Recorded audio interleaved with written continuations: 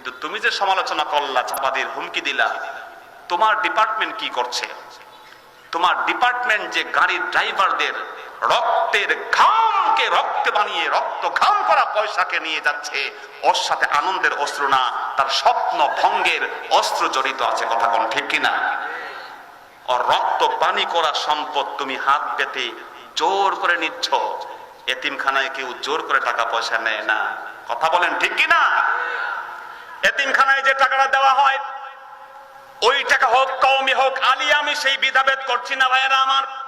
সেই টাকা নিয়ে হয় ওই এলাকার গরিব এতিম ছেলেগুলোকে পড়িয়ে দেশের সম্পদ বানানো হয়, দেশ রক্ষার একজন কারিগর বানানো হয়।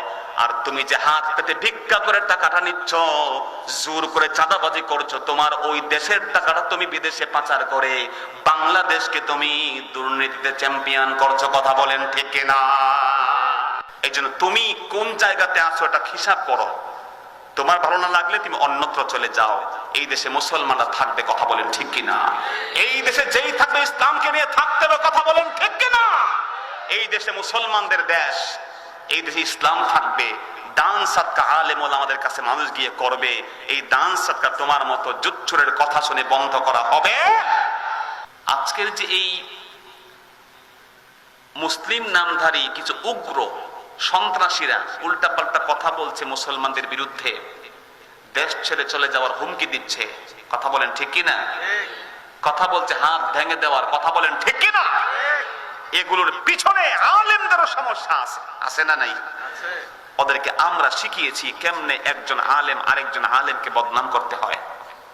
কথা বলতে হবে ঠিক কিনা? আমরাই একজন আলেম অন্য আলেমকে বাটপার বলে গালি দেওয়া আমরাই শিখিয়েছি। ঠিক, আমরাই শিখিয়েছি চিটার বলে গালি দেওয়া একজন আরেকজনকে। আমরাই শিখিয়েছি জুতা তুলে মাহফিলে আরেকজন আলেমকে বদনাম কেমনে করতে হয়। কথা বলেন ঠিক কিনা? আমরাই শিখিয়েছি কেউ কওমি মাদ্রাসায় পড়লে ওয়াজ করতে হলে শেষমেশ জিলাফির ওয়াজ লাগবেই লাগবে। কথা কোন ঠিক কিনা? কেমনে বেদাতীদের পরিচয় করাতে হয় শেখানোই লাগবে। আর আমরা যারা ওয়াজ করি সুন্নি নামধারী যারা আছি তারাও মনে করি কেমনে মাহফিলের এক ফাঁকে চামড়া খুশ, এরপর লিল্লা খুশ, কালেকশনের টাকা দিয়ে খাইয়া মৌলবী হওয়ার এই যে বদনামগুলো আমরাই শিখিয়েছি। জোরে বলতে হবে ঠিক কিনা? কোন পলিটিক্যাল লিডারের ভাষা এমন না, কোন রাজনৈতিক নেতা এত খারাপ শব্দ ব্যবহার করে না যে খারাপ শব্দ আলেমরা আজকে ব্যবহার করছে। ঠিক কিনা বলেন? তা আজকে একজন আলেম যখন অন্য আলেমে বদনাম করবে, জনগণ দুজনকেই ভালো জানবে না। সত্যের সন্ধানে সব সময় সবখানে কাজী টিভি।